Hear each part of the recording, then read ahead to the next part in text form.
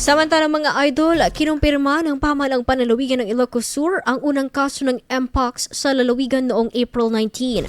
Sa inilabas na pahayag ng probinsya, kinilala ang pasyente na isang 34 anyos na babaeng overseas Filipino worker o OFW mula sa bayan ng Tagudin. Ayon sa ulat, nagsimulang makaranas ng sintomas ang pasyente tulad ng lagnat, pantal at pamamaga ng kulani noong Disyembre 20, 2024 habang nasa ibang bansa pa. Dumating siya sa Pilipinas noong March 1 at nanatili muna sa ibang probinsya bago nagtungo sa Ilocos Sur noong March 4.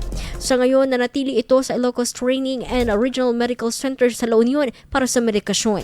Sinabi ni Arvin Plete, ang Surveillance Officer ng Ilocos Sur Provincial Health Office, ang pasyente ay may Clade II Mpox variant na itinuturing na hindi gaanong malala.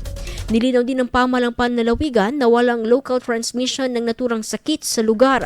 Hinimok din ng Ilocos Sur PHO ang publiko, lalo na ang mga galing sa mga bansang may kaso ng Mpox, na agad magpatingin sa doktor kapag nakaranas ng lagnat, pantal, panginginig o pamamaga ng kulani. Inirekomenda rin ng otoridad ang madalas na paghuhugas ng kamay gamit ang sabon at tubig o alcohol-based sanitizer at ang pag-iwas sa malapitang contact lalo na sa mga taong may pantal na kahawig ng Mpox.